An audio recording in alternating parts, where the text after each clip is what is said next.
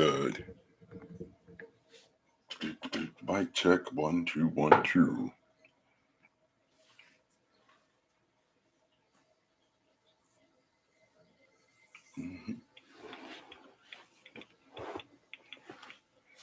What's up, brother? How you been, man? You good?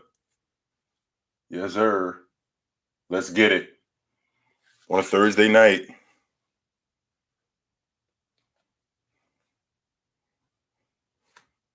What up, Liam? How you doing, brother? How's school going? What up, Darrell? What up?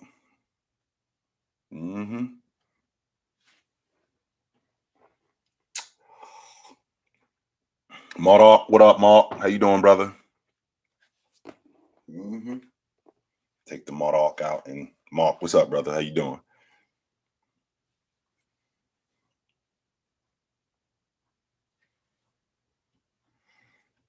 Thanks, my man. Good to see you.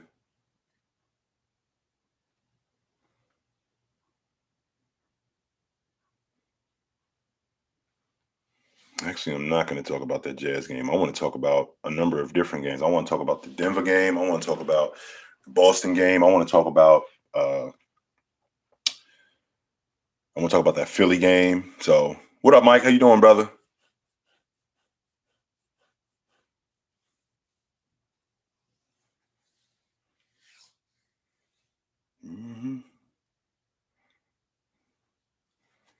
Kendrick, what's going on, my man? Washington State is in the house. Nice. Been to Seattle a couple of times. Had a good time out there. I did. Podcast, what's up with you? Sean, what's going on, brother? Toronto is in the house. No doubt. All right, so, all right, guys, let's get to it, man. So, I want to start the conversation with the Nets in Brooklyn and what I saw from that unit last night. I saw a really good Washington team. Let me rephrase that. I saw a good Washington team raise their level of play against a beat-up Brooklyn team. And I thought that they got robbed at the end. And the reason why they got robbed at the end is because that official was in a bad position. So that official being the lead, that official is the trail official. As the trail official, I am on the sideline. Now, I don't want to have myself in the play, but if I have to readjust myself and open up to see the play, I can't stand on the sideline like this because that play is right in front of me. What officials have a tendency to do is officials have a tendency to, when the ball is right in front of them, they have a tendency to look at other things because they get blamed for ball watching a lot. And that throws off who they are when you're supposed to be watching the ball when the ball is in front of you. When the ball is in front of you and the play is in front of you, you're supposed to watch the ball. Now, what you don't do is you don't get caught watching the ball when the ball is not in front of you. That's not a part of what you're doing.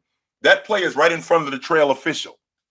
Now, what he needs to do is readjust himself because Steve Nash is right in the center line of his vision. So he can't see that. And the reason why he can't see that is because of where he's standing. That's a crucial play because we got a one-possession game. And you have to be able to, I can't blow that call. And the reason why he blew that call is because the position that he was in, it ended up costing, it possibly cost Washington that game. And that could be something later on down the line that could be a real problem. Now, I can move from that to, I really dug that Denver game last night. But before I get to the Denver game, I want to start with that Boston-Charlotte game. Let's start the game. Let's start the conversation. Let me start by saying what I don't appreciate, and I don't appreciate one bit, as I don't appreciate Jaylen Brown and Jason Tatum being 1 and 1A. I don't appreciate that at all because there is no continuity with that offense. There is no continuity between the two of them. We're talking about two guys who yesterday went 14 for 39 between the both of them, including 2 for 18 on the long ball. Jason Tatum went 0 for 7. And he took a lot of bad threes. They weren't rush threes. They weren't threes at the end of the shot clock. He took a lot of bad shots. And you guys know how I feel about Jason Tatum. I dig Jason Tatum. He's my favorite player under 25. But I did not appreciate that performance whatsoever. And what was the problem there primarily? The problem there primarily is they don't have a lead guard. When you don't have it going the way those two didn't have it going last night, your lead guard takes control of the offense. He's not going to have Jason Tatum going 0 for 7 shooting the long ball like that. You think Kyle Lowry is going to let Jaylen Brown miss 9 of 11 threes? He's going to get him better shots. And he's going to balk at him to take better shots. And he's going to get them in line. I think Rondo would get them on the same page. And the problem is that they don't have that. So it's basically 1 and 1A. You shoot the ball. Okay, now you shoot the ball. We give you the ball, get out the way. And then we give you the ball, okay, get out the way. And then that's not going to get it done. That's a damn good Charlotte team that they played last night. That's a playoff team that they played last night. I thought that they did a good job on LaMelo Ball defensively, though. I thought they did a really good job on him defensively. No question about that. When I say that I thought that they did a good job, people look at the stat line and they go, yo, he went 15, 10, and 10. He had a triple-double. He actually almost had a quadruple-double. He had 15, 10 rebounds, and 10 assists. He almost had 10 turnovers last night. He had 8 of them. And that's because they did a really good job of forcing him into bad shots and into turnovers. And he showed how young he was last night. I can't talk enough, to be honest with you. I can't talk enough about the improvement of Miles Bridges. Miles Bridges, he gets my vote. Of all the guys, it's going to be very difficult to have a most improved player because Miles Bridges has been great. Garland has been great. Ja has been great. Kuzma has been great. These guys have been awesome. But Miles Bridges has shown me that he was in the lab this summer and he was working on his game. Absolutely he was. And he came back better. So that little bit of money that Michael Jordan put on the table to start the season, before the season started, that 4-year deal for $60 million, what Bridges did was he bet on himself. And he said, Mike, you hold on to that $60 million. And you see if you can come back with a better number at the end of the season. Michael Jordan is going to have 2 choices. He's going to have to pay this guy or he's going to have to let him walk. And I don't think that you want to let a guy like him walk because I think that he's a centerpiece or cornerstone. Let me rephrase that. Excuse me. I think he's a cornerstone to what they're doing. Absolutely. Especially with his improvement. And I think he's going to get better. I don't think that what we saw this year with him is the end. When I watch LaMelo Ball, I think he's going to be, when I watch LaMelo Ball, he kind of looks to me more like a bigger version of Ross Strickland. That's what he looked like to me. He looked like a bigger version of Ross Strickland. I don't think he's as athletic, but they look like they're going to be around for a while. If Jordan can keep this, if the general manager can keep this group together, I absolutely think that they can be a team to be reckoned with. Now, I've said this to you guys in the past, and I stand on this. When you're in a small market, things get expensive, and they get expensive really fast, which means that draft picks, you got to get them right. And in addition to getting draft picks right, you got to pay the right guys. You can't overpay guys because what it's going to do is it's going to come back to bite you. You have to be okay letting certain guys walk. You got to be okay getting a certain guy who's at the end of his contract to either trade him or pay him fair market value. We can't pay everybody, especially when you're in a small market. I'm looking at that Charlotte team, and I absolutely believe that they're better than that Boston team. I look at that Boston team, and number one, I'm not sure about their coach. I'm not sure. I was pleased with Udoka being a black man and having a black coach at the helm. I was pleased with that. But it looks to me clearly like he's overmatched. He makes a lot of decisions that are questionable, not just lineups, but I'm talking about he doesn't make in-game adjustments. And a lot of that has to do with the fact that he's still a young coach, which I think I would have thought that he would be more prepared as a head coach, considering he worked for Pop. He played under Pop. He worked for Pop, and he's been on NBA benches for the better part of 10 years now. So I would have expected him to be more prepared as a head coach, and it just doesn't seem like he is. And because of that, right? Because of that, I'm not sure that the Celtics made the right hire with this guy. I'm not 100% sure. So I gotta continue to monitor them, but I don't think that they made the right hire with this guy. I understand that Danny Ainge had to go. I don't know if Brad Stevenson going into the front office was the best option. Because I still think that he had that unit. Absolutely, I do. Hey, Jillian, how are you, dear? I think that he had that. I still think that he had that unit together, and I think he's a better X and O guy than Udoka. But I don't think that they have the right guy at the helm right now. Now, maybe I can be wrong in the future, but as of right now, I don't think that they have the right guy. I do think that Charlotte team is better than that Celtic team, and I would be pressed if I said that the Celtics are going to make the playoffs, because it doesn't really look like it, man. They look like a very average team right now, a very average team, and that's not going to get it done in the East because the East has gotten so much better.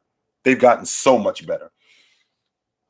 I want to jump into excuse me. I want to jump into Denver and the Clippers, because let me tell you, I saw one of the better players in the game last night in Joker. But what I also saw was I saw Zubac actually match Joker's energy. You know, Joker came out sharp right from the beginning. Right from the beginning, he came out sharp. And Zubac wasn't having none of it. Zubac was having none of it. Zubac came out sharp. And I thought that they did a good job on Joker in the second quarter where they slowed him down, particularly in the second quarter where they slowed him down and they basically took control of the game. But it was the second half. I mean, Joker had what, 37 and 12 in the second half? He had 37 and 12, including 20 and 6 in the fourth quarter and overtime combined. 20 and 6. I thought that Norris got outplayed by Reggie Jackson. Reggie Jackson is such a good piece to what you guys are doing. I wish that Leonard and PG was healthy, because if they were, we'd be talking so much differently about this Clipper team, because they actually got a really good mixture of guys, But the fact that Leonard and Paul George continue to go this way, then this way, then this way, and this way, it really hampers this unit. It hampers this unit a lot. And because of that, we aren't able to see who these guys are. We absolutely aren't able to see who these guys are. And it's disheartening watching them. When I watch that Denver unit goes as Joker goes. If you look at the numbers only, you're only going to see that, he went 49, 10, and 12. But if you watch the game and watch what he does for them, his ability to distribute, his ability to rebound the basketball, his ability to clog up the lane, because Jokic is actually a better defender than I gave him credit for. He's not very athletic, and I don't think he can jump over a ham sandwich. However, he's very crafty defensively, very crafty defensively. He knows how to get his body in and rebound the basketball, and that's huge for what they're doing. That's not big for what they're doing. That's huge for what Denver's doing. They go as Joker goes. If they can get themselves a little bit higher in the Western Conference, if they could get themselves a little bit higher, I'm telling you right now, I think the league MVP, I think it changes from week to week, and I think it changes from week to week. I think it changes from day to day for some people. But when I look at what Joker has done for that unit, it's very difficult for me to put a guy who is more valuable to their unit. I still think, as of right now, Giannis, that award is his award to lose. I thought they did a great job in handling Memphis last night. A great job. Drew Holiday had his hands full last night with Ja. And not just Ja, with Ja and Bane. He had his hands full with that athleticism. He had his hands full with that guy distributing the basketball and just getting in the lane and involving other people. And not only that, taken away from what Milwaukee does defensively, because Milwaukee defensively, they're very much a one-on-one defensive team because they got really good defenders. Portis is a damn good defender. Giannis is a damn good one-on-one defender. Drew Holiday is a damn good one-on-one defender. DiVincenzo, I keep saying this kid's name wrong. DiVincenzo, I'm sorry. He's a really good one-on-one defender. Not Grayson Allen is I think Grayson Allen is a solid. I don't think he's a solid defender. I think he's an okay defender. Connaughton is a good defender. So they got really good one-on-one. They got really good one-on-one defenders. So that's primarily how they defend, and that's how they get teams in trouble. But what what Ja did last night was he broke down Drew, and he got into the teeth of that defense, which caused a lot of problems for them. A lot. And Ja's a lot to deal with one-on-one. I can't. I still think that Drew Holiday is the best perimeter defender in the game, but Ja causes so many problems for guys one-on-one that he makes it very difficult on any defense, on anybody. And I thought that he did a really good job last night in distributing and scoring the basketball. He was magnificent. But Giannis showed me last night that he's still the best player in the game. I said that before the season started, and I stand on that. Giannis's ability to rebound the basketball, Giannis's ability to disrupt defensively, not just with Ja, but with the entire group. His ability to rim protect, his ability to get on the backboard and disrupt, not just offensively, but defensively as well. I still think that he's the best player in the game, and I think that this is a great opportunity for Milwaukee to close the gap in the Eastern Conference. That's why I say I think this is Giannis's MVP award I think it's his award to lose. Absolutely, I believe that. I want to talk a little bit about Philadelphia. The thing that I have a difficult time with Embiid is Embiid does things like what he did last night, and I don't expect you to go for 50. I do not. I don't expect you to go for 50 every night. Absolutely not do I expect you to do that. I do not expect you to go for 50 and 12. But what Joel does so good is he makes it so difficult on the other team's big because he drags him so far away from the basket. And dragging that big man so far away from the basket, he disrupts their defense, their ability to rebound, their ability to rim protect, because Joel's mid-range game. Joel doesn't fall in love with the long ball. He'll shoot the three. I think he shoots 3 a game. But his ability to shoot in the mid-range, and then that opens up so much more of not just his offense, but the offense for the rest of the unit. My problem is that his ability to do that on a constant basis.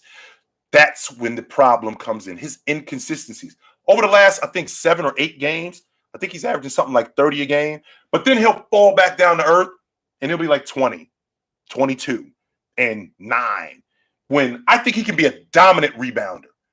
I don't think he's a dominant rebounder. I think he's a great rebounder. I don't think he's a dominant rebounder like Joker, like Gobert, like Giannis. I don't think he's a dominant rebounder. He was a dominant rebounder at one point. And I think he went away from that because he found himself more on the perimeter.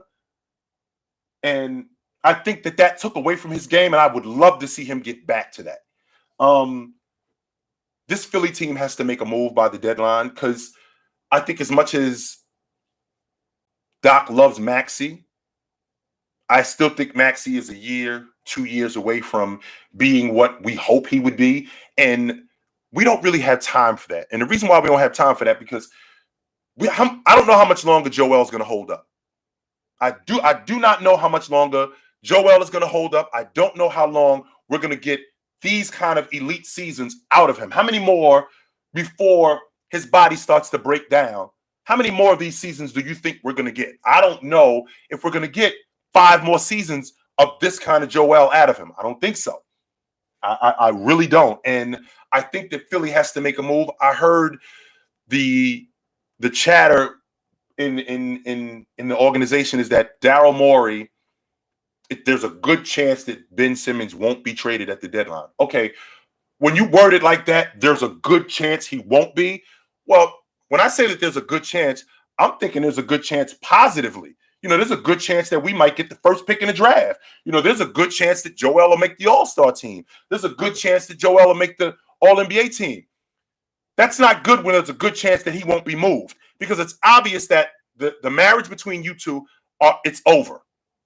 So stop being stubborn and swallow that sinful pride of yours and get what you can get for him, and stop wasting what's a great season from Joel Embiid. It's making me nuts, man. I'm having a very difficult time with it. I won't even get into what I saw yesterday with the Lakers. I really won't. And the reason why I won't get into it is because it's the same thing with this group. It just is. It's the same thing that I speak about over and over and over again with this group. It's the same thing. It is. It's the same thing, and it's been the same thing, and it's going to be the same thing. And I'm not over it. I'm not going to say that I'm over it. It's just I'm almost a broken record when I talk about the Lakers, because the thing that I keep talking about: effort, rebounding, defense, transition defense, rotation, continuity. I keep saying these things over and over again, and it hasn't changed. And I don't know if it's going to change. I don't. I really don't. I don't know if it's going to change. That's why I don't want to talk too much about this Laker team, because I sound like a broken record. There's really nothing that I have new to say about what I've seen with this Laker team. It's a broken record. It's just nothing new that I've seen with them. So I did not see the Jazz game last night, so I can't say that I can comment on them. But they from what I've heard, it sounds like they're falling to pieces. That's what it sounds like, and it doesn't help that Gobert's been in and out of the lineup. It doesn't help with Mitchell's inconsistencies, and I think that they have a huge problem. Not a huge problem. I'm not going to say it's a huge problem. I do think that they have a problem coaching. I'm not sure how much further Quinn Snyder can take them. I'm not sure. I'm not saying that they're doomed with him. I'm just saying I don't know how much further. It's kind of like when I think about the Bulls in the late 80s with Doug Collins. I think that this is as far as we're going to go with Doug. I don't think and that doesn't mean that Doug Collins is a bad coach. I just think that this is as far as we're going to go with them. I just think that this is as far as we're going to go with them, and that's it. So I kind of feel like that's coming up with Quinn Snyder. Like, this is as far as we're going with this dude. And I don't see it going any further. And I would not be objective to a coaching change in Utah. Yeah, there is a reason why Mark Jackson isn't a head coach. Is because Mark Jackson has the tag on him. He's got that blackball tag on him. And even though he wants to, he's got that blackball tag on him. So, but that's enough of me ranting. What's going on, guys? What's happening with you guys? And that's enough of me ranting.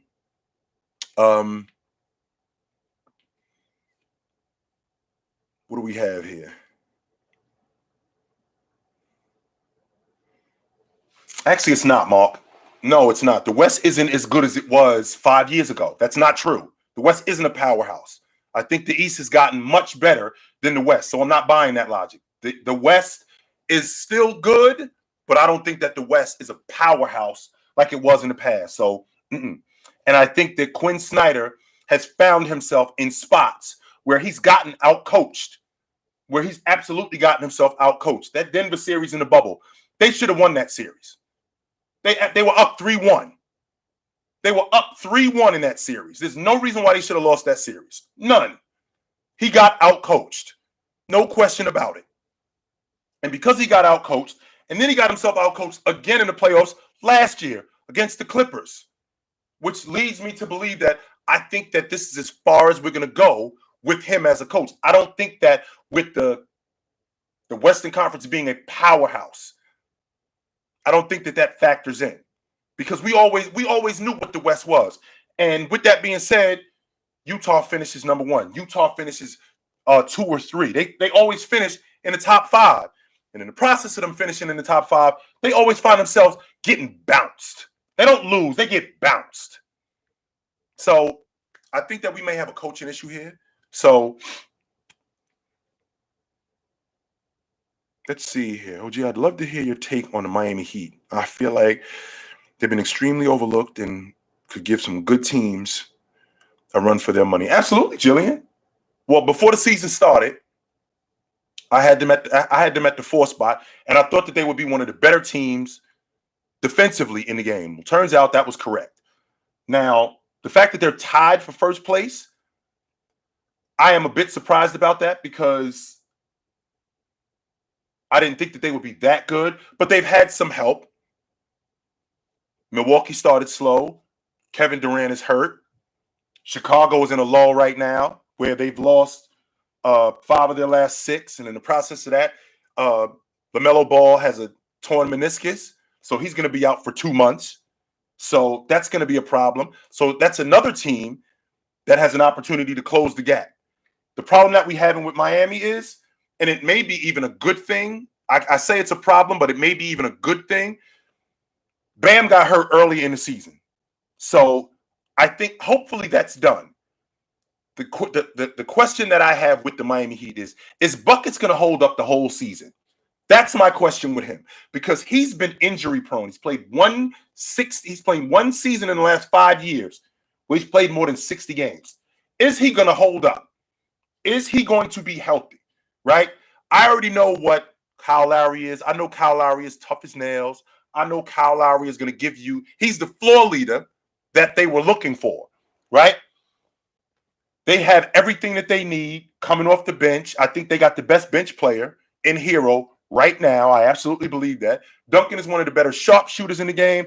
I think the gem that they got, and please help me out by not butchering his name. Is it Yurtsven? Big kid from Georgetown. He actually turned out to be really good. I seen him at Georgetown, and I wasn't sure. He looked like a project more than anything. Yurtsin, not Yurtsven. Yurtsin. Got it. Okay. He looked like more of a project coming out of Georgetown, and I didn't really think much of him. I didn't think that he'd be garbage. I just thought that he didn't look like he'd be able to help right from the beginning. Turns out he's actually been a really good addition to what Miami is doing. His ability to clean glass, his ability to rebound, his ability to rim protect. Strauss. A lot of these guys fit right into what Miami is doing. Now, the question that needs to be answered is when you look down the line, can they beat Milwaukee 4 times in a week? I don't think so. I really don't. I don't think so. Can they beat Chicago 4 times in a week? A healthy Chicago team. And Chicago is another team that I think they're going to have to make a move at the deadline. I think that they're going to have to make a move at the deadline because they got to get some meat in the middle. But teams like Milwaukee, can they beat them 4 times in a week? Can they beat Brooklyn 4 times? I think that they can beat Brooklyn because Brooklyn has a very unstable situation. Very much so. I think that they got a very unstable situation, and I think they got a really good shot to beat them. Chicago, if they're healthy, that would be a really good series. I think that Chicago's going to make a move at the deadline. But as of right now, I'm looking at this Miami team, and they've surprised me. Absolutely, they have. They've absolutely surprised me, and I'm very pleased with what I've seen with Miami. I already thought that they were going to be one of the better defensive teams in the league. But like I said to you guys yesterday, and I said to you guys a week ago, I look at this NBA season. We're in the dog days of the season, and I'm telling you guys right now, from now until the beginning of March, you're going to see some teams close gaps, and you're going to see some teams separate from other teams, because this is the toughest part of the season. The toughest part of the season. Get to the All-Star break, and these guys have a break. And then after the All-Star break, make that push toward the playoff. You're going to see some teams close the gap, and you're going to see some teams make some separation. And it's not going to be overwhelming either when you see it. When I say overwhelming, I mean it's not going to be a surprise. You're not going to be like, wow, no.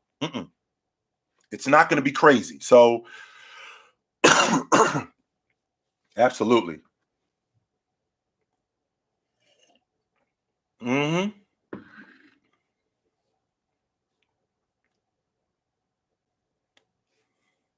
What do you disagree with, Mark?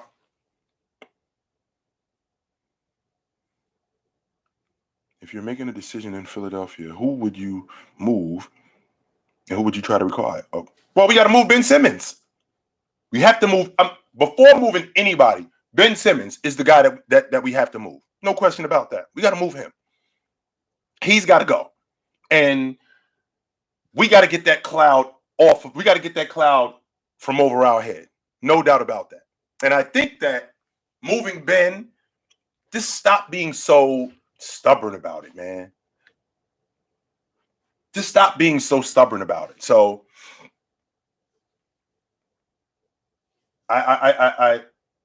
you're never going to get back, especially when you're trading a star.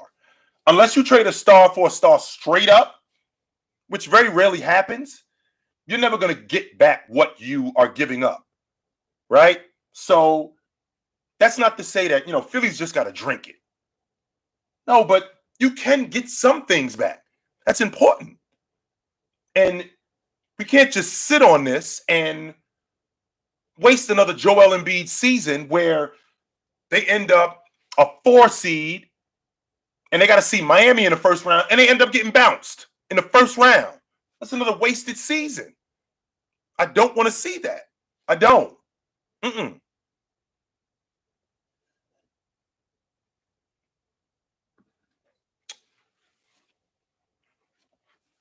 My dark horse team to come out of the East. Well, it ain't Charlotte. It's not Cleveland. Miami. That's who would be my dark horse team to come out of the East. I had Miami as the 4th best team in the East before the season started.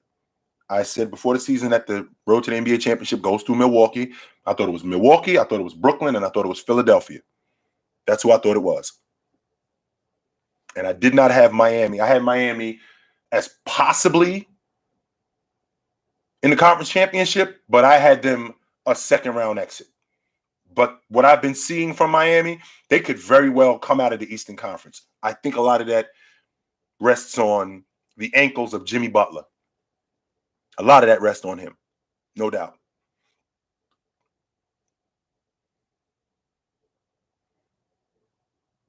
I tell you what, Jillian, I wouldn't be surprised if he left Brooklyn.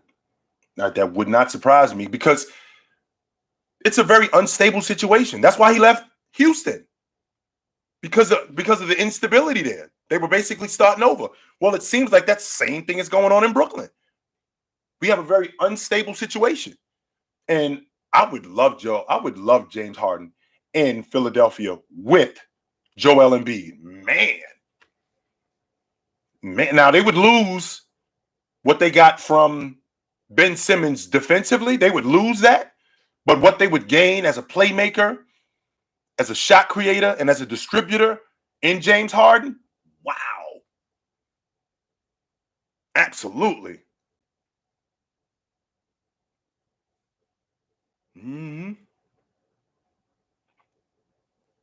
Yes, sir. Yes, sir, they would. Jay, you absolutely think he's gone from Brooklyn next year. No question in your mind. You think he's out.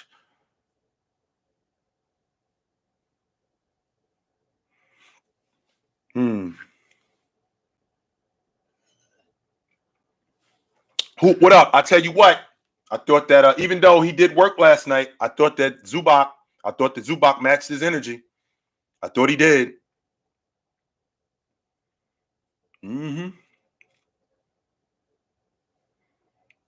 What's the championship team, Mark, you think, with James Harden and Joel Embiid? I think that they absolutely would be, no doubt. I don't think Zoo is underrated. No, I don't think he's underrated. I won't go that far.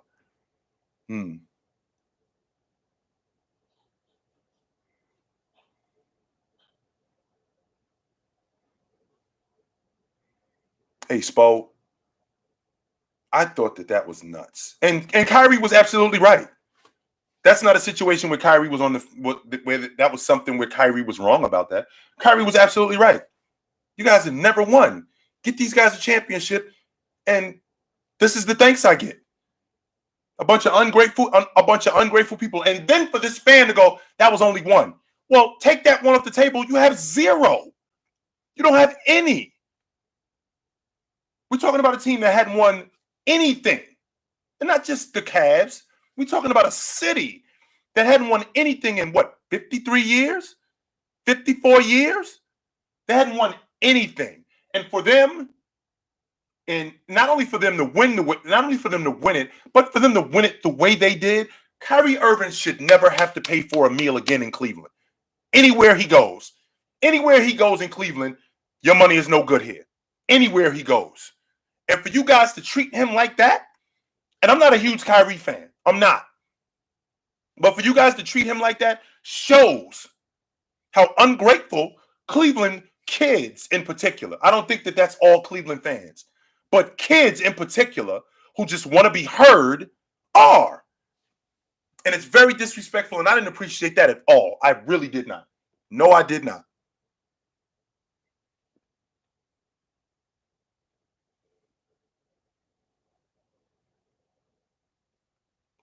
It is fair for Joel Embiid to be second team. And you know why it's fair, Ethan? It's fair because on the first team, there's only room for one big. That's it. Just like when Olajuwon and David Robinson played. Just like when Jabbar and Moses Malone played. It's only room for one big. Just like it's only room for one point guard, one two guard, one small forward. If you are better than this guy and you're playing better than this guy, you'll make first team. Period. So that logic is, we gotta put both of these guys on. No, absolutely not. Absolutely not. I think Joke is doing a little bit more than Embiid is. I think Embiid. I don't think that Joker is more valuable. I said initially, I'm not going to say that I don't think he's more valuable because I do think that he's more. I'm thinking about the players in the league, and I'm trying to figure out who is more valuable to their unit. I mean, I look at Embiid. You take Embiid off that team in Philadelphia, and they have a serious, serious problem. You take DeMar DeRozan off that Chicago team.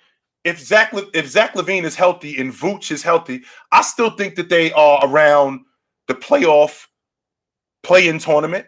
I think that they're still around that. You take KD off of Brooklyn, and I still think that they're a playoff team. Absolutely. You take Embiid off of Philadelphia, with the way the East is, I think they sink to the bottom of the Eastern Conference. And when I say I think they sink, I think they're out of the playoffs. I don't think that they go to the play-in tournament. I think they out the playoffs. Just like Joker, if you take Joker off Denver, I think they go to the bottom of the West. Absolutely. I think they Sacramento. I think they Oklahoma City take Joker off that lineup. Take Joker out that lineup. No doubt about it. I'm absolutely convinced of that. So I'm not gonna reward a guy because he's playing great and this guy's. I never bought that logic of co-rookie of the year or co-MVPs. Pick somebody.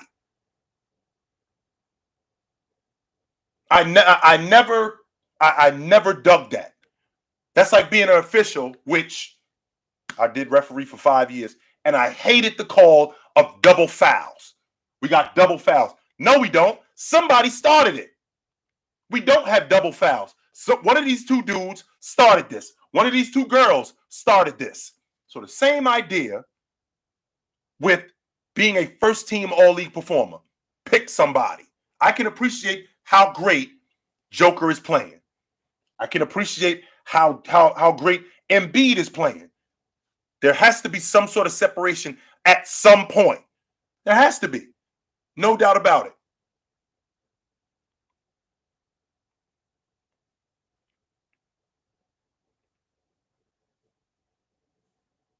Well, the reason why, Ethan, is because you got two guards, right? You have two forwards. You got a small and a power. You only got one 5-man.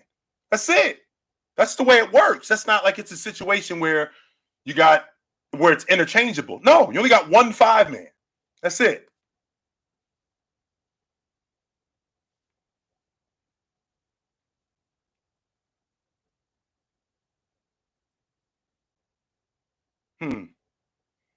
I'm not a huge Russ fan, Harden fan, Luka, and low overrated. What guards you like? Well, I'm glad you mentioned that, Keyshawn, because somebody just asked me not too long ago. Somebody asked not too long ago, is Shea Alexander, is he an all-star? Well, when I think about the Eastern Conference, I'll start with the Eastern Conference. You already know how I feel about Garland. I'm a huge Garland fan. I love that dude. I think that he's the point guard of the future in Cleveland, and I really hope that Cleveland can hold on to him. I really do. In terms of guards, him, I dig him. I dig Van. I'm not a huge Van Fleet guy. I wish I could say I was, but I'm not a huge Van Fleet guy. I'm just not. And that's not to say that he's not been playing great, because he has been playing great. And I will not discount that. He's been playing really good. He's been playing great. Absolutely. It's the difference between really good and great. He's been playing great. But I like Trey. I like Garland. Beal has always been solid. Harden. I'm a huge LaMelo fan. I think LaMelo is going to be the best guard in the game at some point. I honestly believe that he's going to be the best backcourt player. I think he's going to be the best lead guard in the game at some point. And if he's not, I think he's going to be in that. And when I say in that discussion, I don't mean top 5. I mean it's going to be Ja, LaMelo, Trey. I think we're going to be having that. I think we're going to have that conversation in the future. Absolutely. So in terms of guard, those are some of the guards that I really like. Now, when you talk about the Western Conference, the problem with Shea being an all-star, Oklahoma City is whack, man. They got a bad team. Is Shea better? And I dig Shea. I think Shea is better than Murray in San Antonio. And I dig Murray. I think Shea is better than him. I think Shea is, let's see. I think Shea is better than Murray. But in terms of the guards, that's as far as I'm going. I don't think he's better than Anthony Edwards. I don't think he's better than Dame. I don't think he's better than Chris Paul. I don't think he's better than Curry. I don't think he's better than Book. I don't think he's better than Fox. Let's see here. I don't think he's better. Well, I don't think Luka is listed as a guard.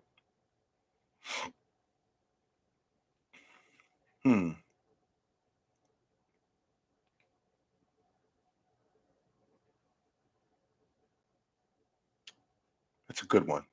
But those are the guys that I can think about off the top of my head. Absolutely.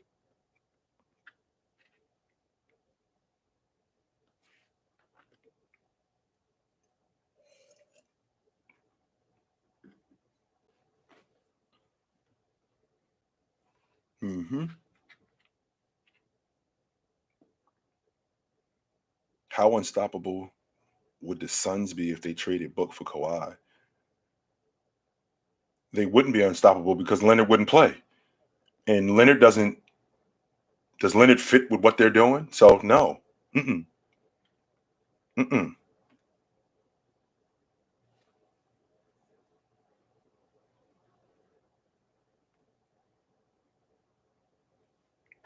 What I said was, I am watching him pound the ball in the playoffs. Give me a break. Absolutely, I did say that. And that style of play doesn't work in the playoffs. No, it doesn't. And he's proven that time and time again, that style of play does not work in the playoffs. Now, does it work in the regular season when you're playing different units night after night and speeding up the game? It doesn't. That style of play doesn't work in the playoffs. Now, I might not like him. I might not be overjoyed with him, but I can't discount his game. I can't discount who he is. Nah, cannot do that. I think Shea's ceiling is the same as what I was just talking about with LaMelo, only except in the Western Conference. I don't think Shea is going to be the best guard in the game. I don't think he's that good. I don't think he's better than LaMelo. I don't think he'll be better than Trey. Who else did I say? Trey. I don't think he's better than Ja. I don't think he's going to be better than. I don't think he's that good. But I love him, and I absolutely believe he's a league guard. But I don't think he's that good. But I think that he could be one of the best guards in the game. I don't think he could be. I'm having a really difficult time with buying the logic that he could be the best guard in the game. I don't think that. Mm-mm. Mm-mm. I think we got a real good shot against Green Bay this weekend. We had them beat in the Bay. They beat us on the last second field goal. Aaron Rodgers, we had him on the 20-yard line with 38 seconds. We had them dudes beat. We absolutely did.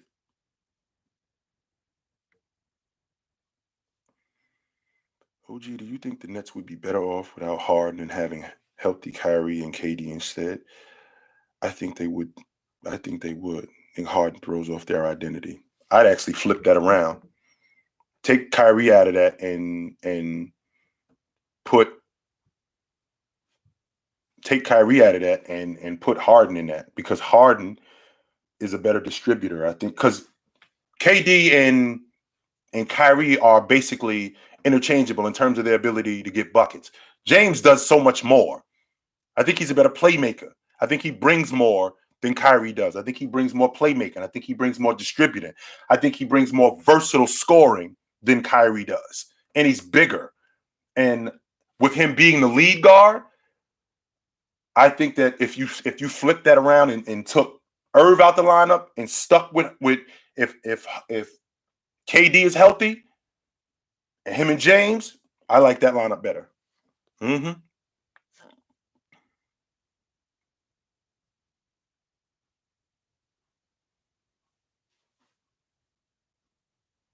I got Aaron Rodgers as a top 5 quarterback all time.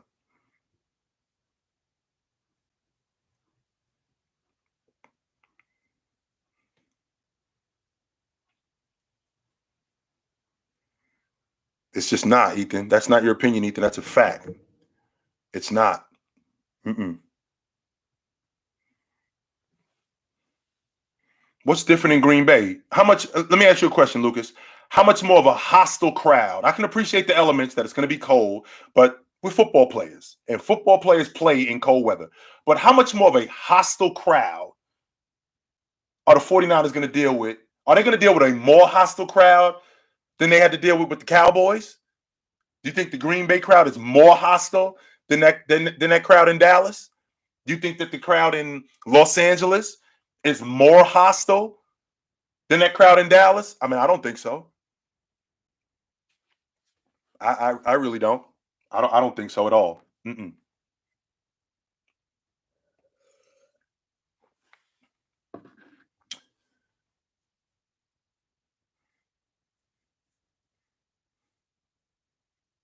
That's what I'm waiting on. Star Wars. Are they going to trade him or not, man? What? And if you are, then what's the problem? What are we waiting on, man? For real. What's the problem? Jillian, whoa, Jillian. Don't stop there. Not only did he lose to the 49ers 3 times in the playoffs, what it sounds like is he's got 3 losses to the 49ers in the playoffs. 0-3 against us in the playoffs. Let's put that out there. 0, bam, 3. Yes. 0-3 against us in the playoffs. 4-5 against us for his career. He's under 500. So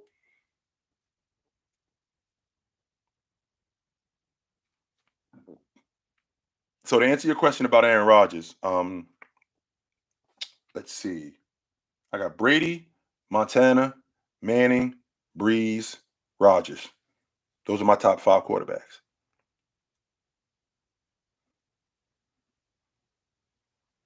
That does mean he's due. Mm-hmm. But it also means that he's not. And maybe we own him. Mm-hmm.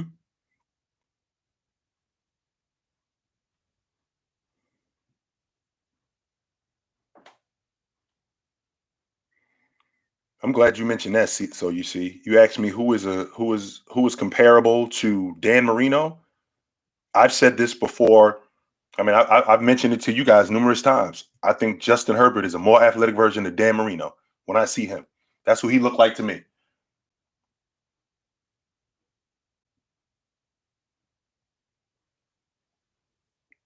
That's who Justin Herbert looks like to me. His ability to deliver the football, his ability to deliver the football on the run, his ability to deliver the football in the pocket. He looks to me like a more athletic version of when I first saw him. That's what he looked like to me.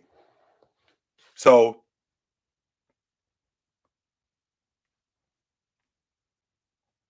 I can get with that logic. I can get with that logic, Darrell. Absolutely, I can get with that logic. Sure. No doubt. No doubt. I can absolutely get with that logic. Yes.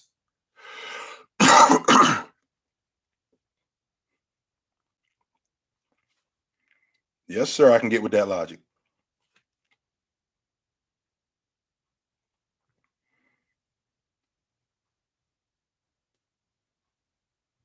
Well, we don't know that Harden, Russ, and KD wouldn't have won it.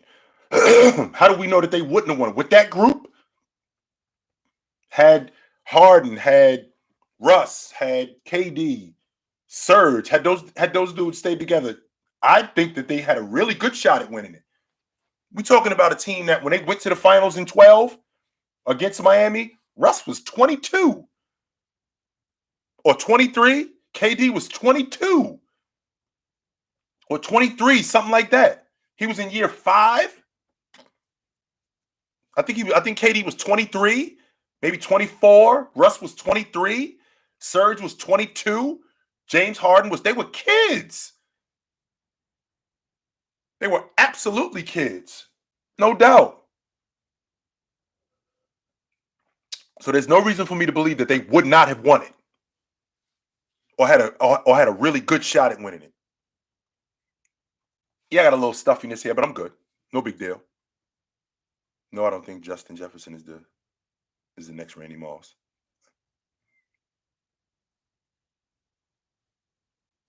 Hmm. Why are you not a huge fan of Kyrie? Because of his instability. That's why.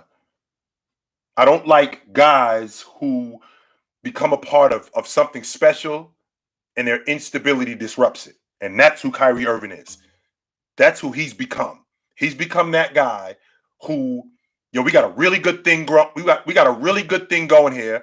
And he's the one who goes, you know what? I think I'm gonna start a fire in the bathroom and set off all the sprinklers in the building. That's what I'm gonna do.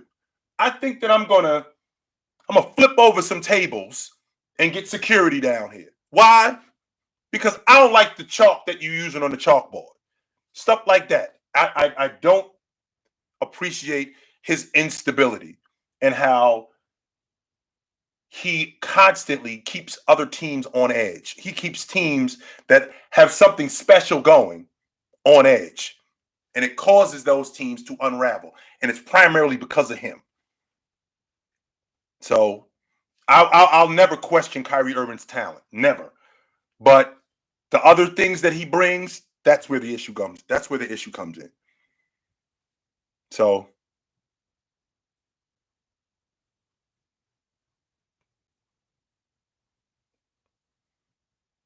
I don't think Justin Jefferson is the next Randy Moss. I think Jamal Chase better than him.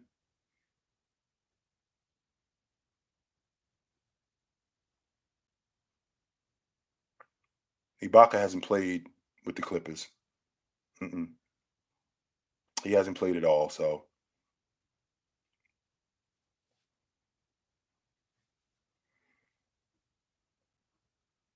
I don't know where Aaron Rodgers would go. And the reason why I say that is because I look at what Aaron Rodgers has in front of him, and this is his best opportunity of all the teams that he's been on. And I rewind the clock back to that Super Bowl team that won it in January of 2011.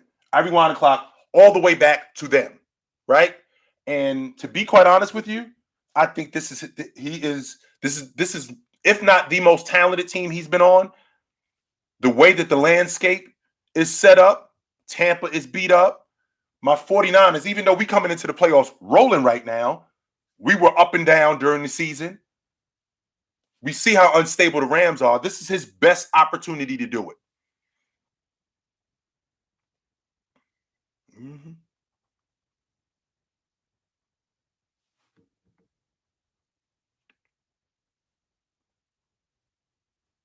Did Ibaka play yesterday? I mean, he must have just gotten back into the lineup, literally.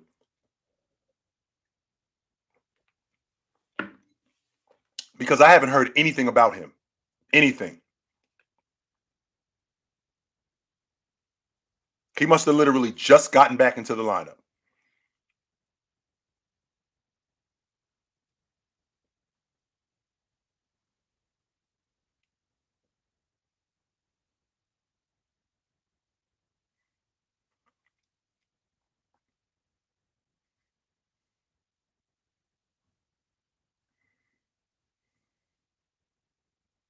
Mm-hmm.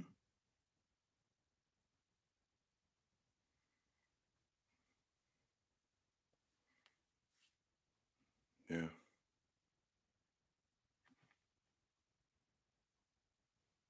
Unless Tampa Bay is playing my 49ers, I ain't betting against Tom Brady. That's all I'm going to say about that. I'm not going to get in depth about what Tampa has done and what the Rams are doing. Unless Tampa is playing my 49ers, I ain't betting against 12. That's it. That's exactly where I'm at with that. Did Denver Mellow win MVP? No, he did not. I don't understand the question, sir. I don't. Everyone has the Rams. Oh, yeah, I'm not buying it. Charlie, I think it's Giannis's league MVP to lose. I think it's there for him, and I think it's his league MVP to lose.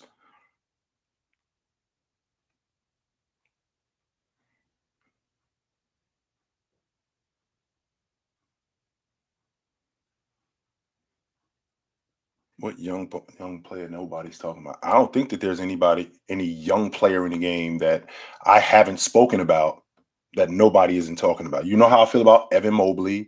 Um, you know how I feel about Garland. You know how I feel about LaMelo Ball.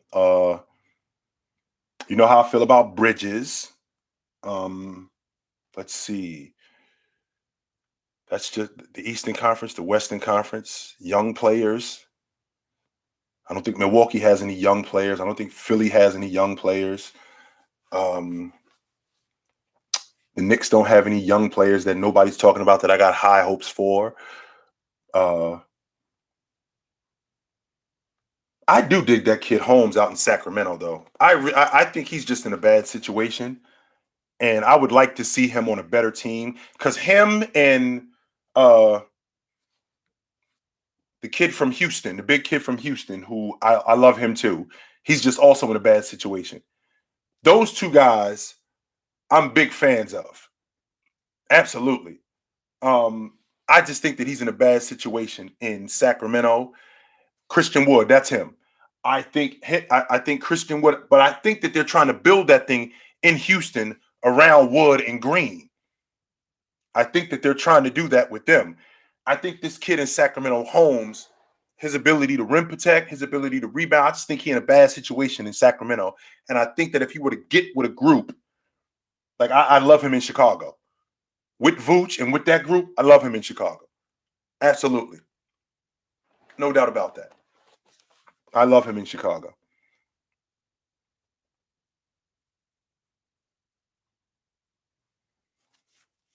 Prime Tracy McGrady or prime Ray Allen? I have such a difficult time with this Tracy McGrady logic, man. I'm just so over it, yo. I've said this countless times. I know Tracy McGrady is a seven-time All NBA performer, but I think Tracy McGrady is one of the most overrated players in the history of the NBA.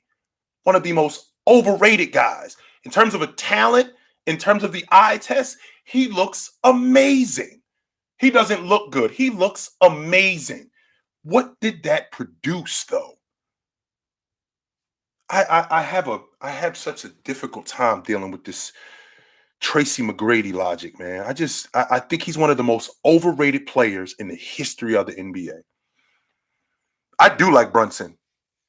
I absolutely like Brunson. I think I put Brunson. He's right for Brunson for me. I don't think that he's that much different than Van Fleet. I think Van Fleet is in a different situation. I think if you rewind the clock and take Brunson and put him on that Toronto unit, I don't think that they miss a beat. To be honest with you, I don't think Van Fleet is that much better than Brunson.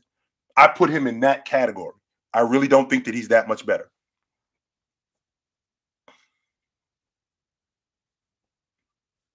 Mm-hmm.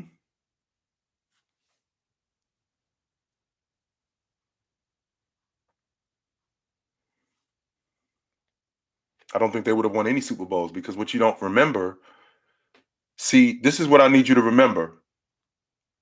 It wasn't just Alex Smith that was there. You are aware that Alex Smith's, 12 years? I'm sorry, he played with the 49ers until 13. So in the 9 years, he got drafted in 04 and he left in 13. So in the 9 years that Alex Smith played with the 49ers, you are aware that his first 5 years, we had 5 different offensive coordinators. 5 different ones. And his best season was with North Turner. His best season that he had was with North Turner. So if you got Aaron Rodgers and you basically shuffling offensive coordinators in different systems and throwing different cadences and different playbooks at him, I don't think Aaron Rodgers is the same quarterback that he is today. I do not believe that. No, I don't. Mm-mm.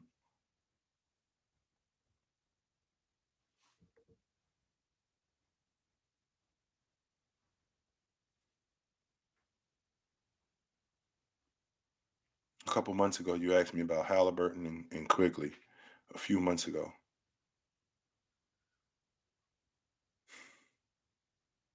I think Halliburton is playing better than Quigley now. That Knick team they're a very average to below average team. They are. That's why I want to see Fox moved. And the reason why I want to see Fox move because that moves Davion Mitchell, who I thought was a steal in the draft. I think you move Davion Mitchell into the lineup because I thought that he should be playing from day one. So him and Halliburton in the backcourt, I think you got something. I absolutely believe that you got something. No doubt.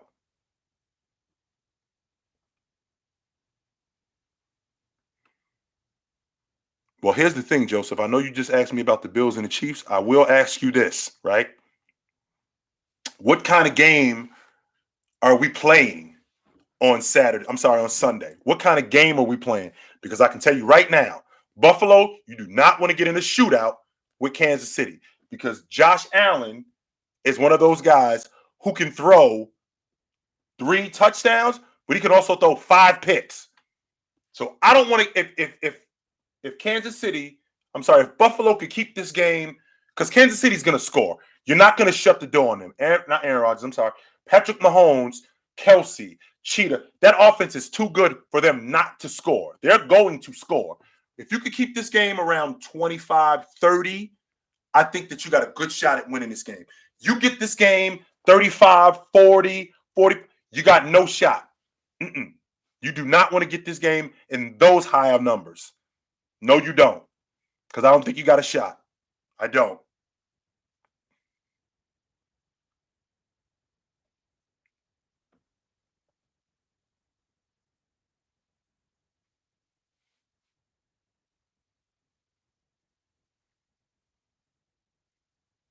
The difference between a good rim protector and a good defender,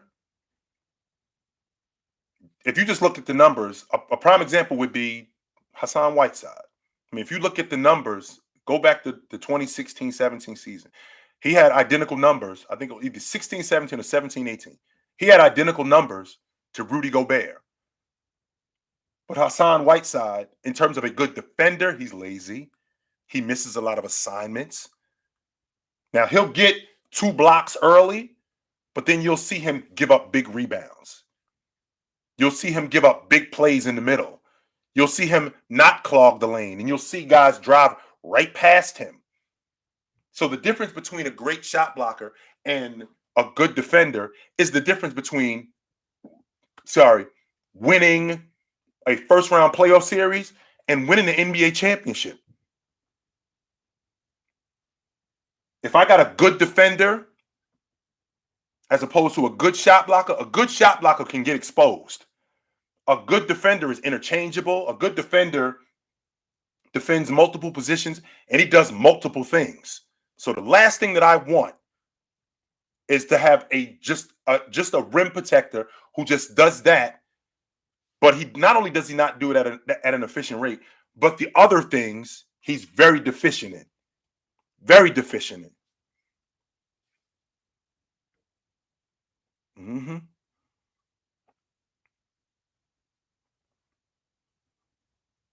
Call up Detroit, and it's interesting you mentioned that about Denver. Call up Detroit and see if you can get Jeremy Grant back. I think he could help you tremendously. See if you can get him back. Call up Detroit. You guys thinking about handing him over? I'd love to have him back. No doubt. No, Russ is not getting traded. Rudy is a great defender. Rudy is not just a rim protector. He's a great defender. You got wrapped up, Tim, in what you said, and I want to make sure that we clear on what you saw last year. What exactly did you see last year in that Clipper series when they lost, when Utah lost to the Clippers? What did you see defensively from Rudy? Go ahead. I do think Vogel is out, Jillian. But go ahead, Tim. What did you see last year? Jay, you saw bad coaching. John Stockton's one of the best on-ball defenders that I've ever seen. Defending half court in, defending full court in, defending against the pick and roll. He was one of the best on-ball defenders that I've ever seen. No doubt about it. So you got Snyder putting him in a tough spot. So Tim, once again, I'm interested to know, what did you see?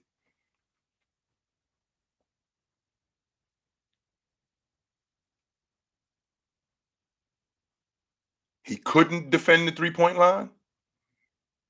That's the idea? I want to make sure I read that right. He couldn't defend the three-point line. Right. Now remember, I'd like to expand on that. Now remember that game, because I think you're going off that game 6. Now, you are aware that man from the Clippers who went for 39 that night, he's averaging 9 a game. 9 a game. And with that being said, I stand on the idea. I stand on the theory that Quinn Snyder got out-coached. When they went small and he left Rudy out there to defend 22, 23 feet away from the basket, that was bad coaching. That was a terrible strategy. And it cost them. No doubt.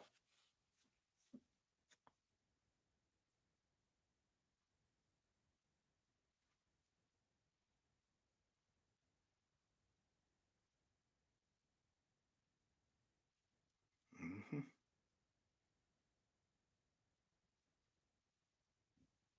Oh, Dwight Howard is definitely a better rim protector than Hassan Whiteside. I absolutely believe that. No doubt about it. Because shot blocking isn't just shot blocking. It's more than that. There's an intimidation factor when I go in there and the big guy throws my shot into the third row, or I go in there and the big guy, I try to throw it over him and the big guy is not having it. There's an intimidation factor there. I don't think that Hassan Whiteside, there was much of an intimidation factor there. Dwight Howard, he basically manned down the middle. And he was absolutely the best 5-man defensively in the game. And he created an intimidation factor for other teams. He absolutely did. Now, when he had to see Gasol and he had to see Bryant, because Bryant basically put the battery in Gasol back to make it clear that dude can't cover you. Not only can he not cover you on the box, he can't cover you away from the basket. And that's what we're going to do. We're going to drag him away from the basket. And we're going to expand on your mid-range game to get him away from the basket. But other teams weren't doing that. Other teams didn't have that. Like Cleveland didn't have that. Like Ilgauskas didn't pose that threat offensively. No, he didn't. And Kendrick Perkins didn't pose that threat for Howard offensively. If KG had not gotten hurt, the Celtics would be in the NBA Finals 3 straight years. I'm sure of that. Absolutely, I am. So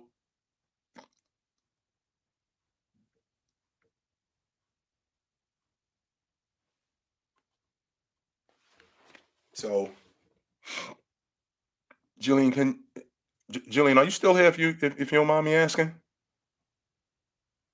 Thank you, Jillian. I appreciate it. Thank you very much.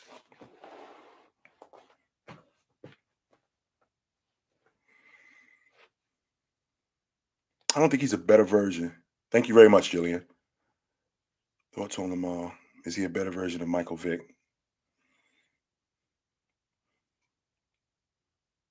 You can make that argument, but I compare Michael Vick more to guys like Steve Young. And when I say Steve Young, he's left-handed. His ability to throw the long ball. I think Steve was more efficient. Definitely a better passer. I don't put Mike Vick in the same category with I don't put Mike Vick in the same category with him. And the reason why I don't, I think he's better than Mike Vick.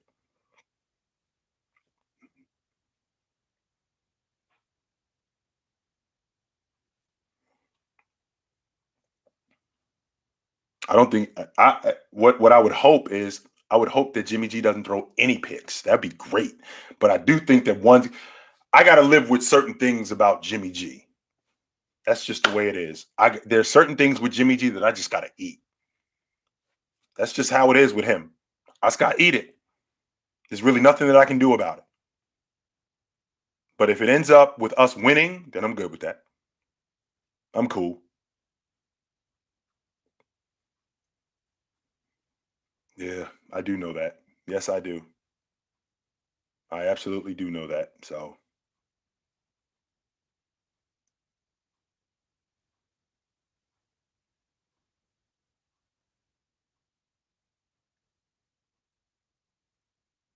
mm-hmm.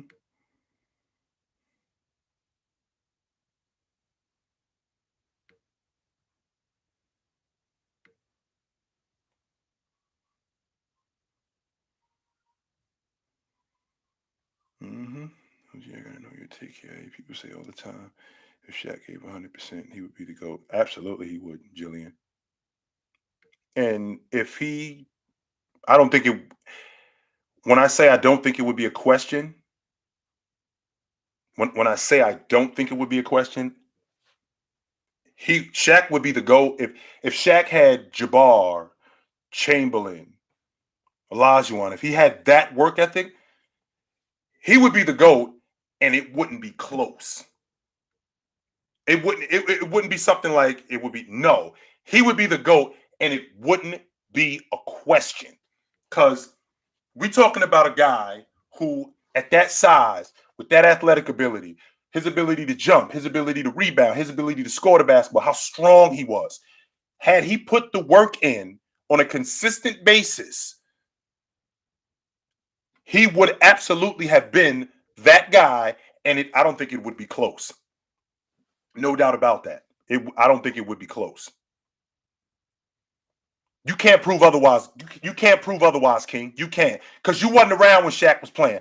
I was. And I saw the dominance in this dude. And I saw how much he destroyed teams where they just, like when you watch Kevin Durant and you watch the 28 or the 30 that he has to eat, and it's frustrating, but it's not nearly as frustrating as the 35 and 20, the 35 and 15 in the playoffs that teams had to eat. They had no choice. We had to send 2 and 3 guys at this guy, and he still dominated. And there was nothing that they can do about it. Nothing. And this was going on a constant basis. So if this guy stayed in the gym, if this guy constantly worked, it wouldn't be a question. How much better? How much better? And see, there you go again. Kevin Durant was a better scorer. Get off the buckets. Get off the buckets. That's all you on, King. You have no idea how good of a player Shaq was. You have no idea. None.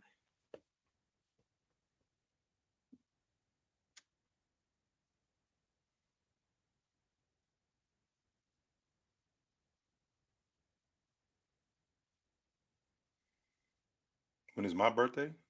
My birthday was, what's today? Thursday? My birthday was just last Saturday. Mm-hmm.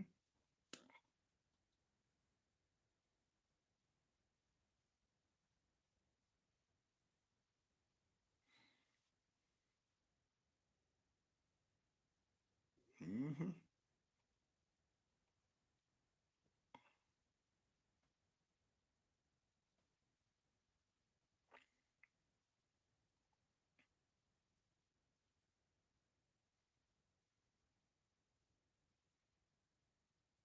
I said Ray Allen is the best catch and shoot guy that I've ever seen, and I stand on that. I stand on that. Just a catch and shoot guy, Ray Allen is the best that I've ever seen. What separates Steph Curry and Ray Allen is Steph Curry's off the bounce. There's no defense for a guy who can accurately shoot from 25 feet off the bounce. Ain't no defense for that. What are you drawing up to stop that? What can you do to stop that? Nothing. There is nothing that you can do to stop that whatsoever.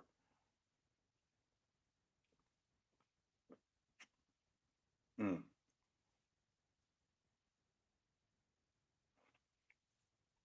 Kevin Durant did not put it. He's trying to put a dent in LeBron's legacy, but he didn't.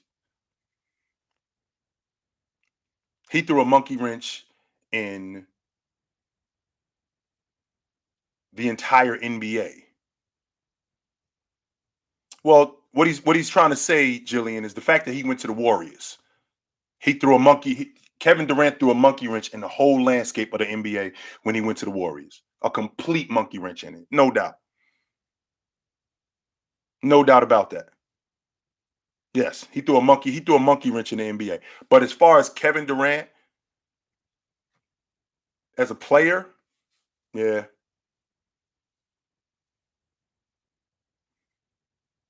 OG, what game did the Cavs win? And you said they can possibly come back from 3-1.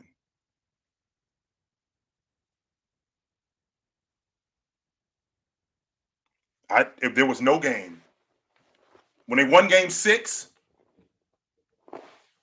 when they even going back to Golden State for game 7, I wasn't sure that they could win it. I thought they had a really good shot though. When they got themselves back in the series and won game 5, I still thought that I didn't think that they could win it. I thought that they were delaying the inevitable. When they won game 6, and I believe Kyrie went for 40 that night. I think they had 2 guys. I think James went for 40 in game 5, and Irv went for 40 in game 6. Excuse me, and Irv went for 40 in game 6. I wasn't completely sure, but I'm thinking to myself, man, they got a shot at winning this. I don't know if they could do it, but they got a really good shot at winning this. We're going to find out. We definitely going to find out.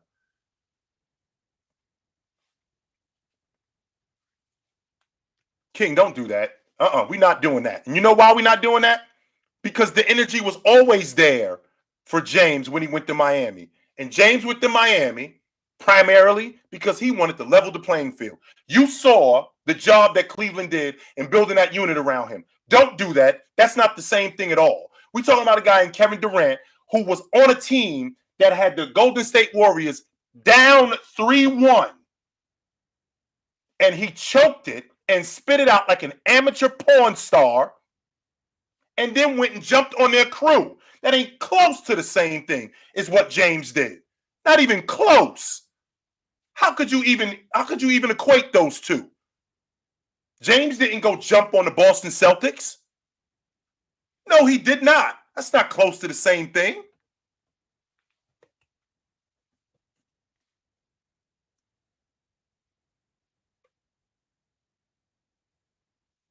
Absolutely, Jillian. Game 7 of the NBA Finals. Kyrie hits that 3. You would have honestly thought that I was at the game because I was standing on top of I was literally like, this is the TV, and I'm standing on top of the TV going, one stop. Stop these dudes one time, and you're the world. I was flipping out. Stop these dudes one time. You're the champs. Just stop them one time. That's it. Man. You would have thought that. You would have thought I was there. That would have been a great game to go to. No doubt. No doubt. So, and James had to deal with the Cleveland organization. So, what's your point? Yeah, it's about that time.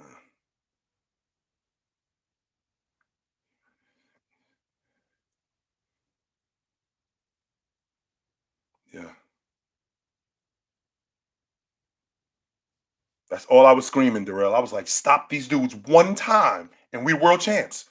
Stop them one time. You ain't got to stop them 2 times. You ain't got to stop them 3 times. Stop them one time and we leaving out of here with the trophy.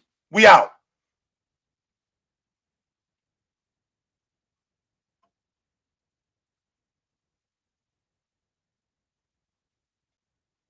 I mean, what moment in LeBron's career? It wasn't a moment that I thought that he was better than Kobe. This goes back to years. We talking 09, 10, 08, 09.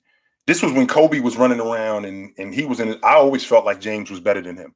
I did. I thought James was a better athlete. I thought that James was better in transition. I thought that James had a better shot selection. I thought he was a better defender. I thought that he was a better. I always felt like he was a better player. If I was looking at who I was going to build my unit around, it's that guy right there. I always felt like that. That wasn't something that I just developed in one moment. I always felt like he was better than him. No doubt about that. So I absolutely did. So uh it's about that time for me, guys. So what's today? Thursday. Today is Thursday. If I don't see you guys this weekend, I will definitely see y'all next Monday, and we'll do it again. Absolutely, we'll definitely do it again. So, as always, this is great, and I'll see you guys soon. So, until then, take it light, but take it.